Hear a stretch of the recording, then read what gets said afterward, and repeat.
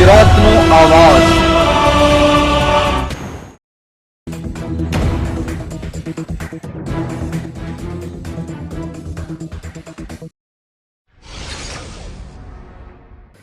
રાજકોટના ધોરાજીમાં બનેલ દુષ્કર્મના બનાવમાં ચાલેલ પોક્સો કેસમાં આરોપીને 20 વર્ષની સજા ફટકારવામાં આવી।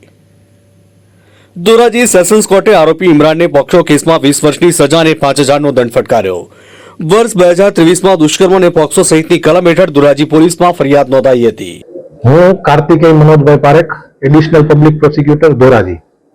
આજરોજ ધોરાજી સ્પેશિયલ પોક્સો જજ શ્રી અલી હુસૈન મોહિબુલ્લા શેખ સાહેબે આરોપી ઇમરાન સુમરાને તકસીરવાન ઠરાવેલ છે। દુષ્કર્મના કામમાં 20 વર્ષની સજા અને ₹5000 દંડ ફટકારેલ છે।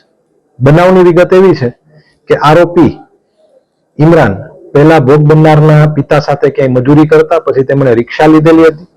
આ રિક્ષાના ફેરા કરતા અને ભોગ બનનારને સ્કૂલે તેડવા મૂકવા આરોપી જ જતા હતા। ભોગ બનનારની ઉંમર માત્ર 13 વર્ષ છે।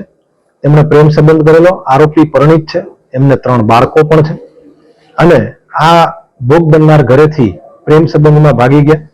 આરોપીએ પોતાની રિક્ષા જુનાગઢ જઈને વેચી નાખેલ। ત્યાંથી ટ્રેન મારફતે જામનગર, ભાવનગર, અમદાવાદ, રાજકોટ બધે લઈ ગયેલા।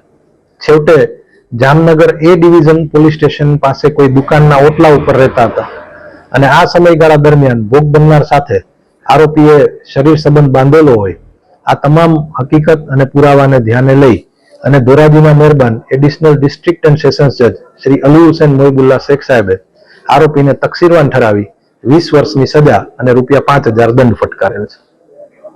આ બનાવ બાદ પોલીસે ફરિયાદ નોંધી આરોપીની અટકાયત કરી આગળની કાર્યવાહી હાથ ધરી હતી।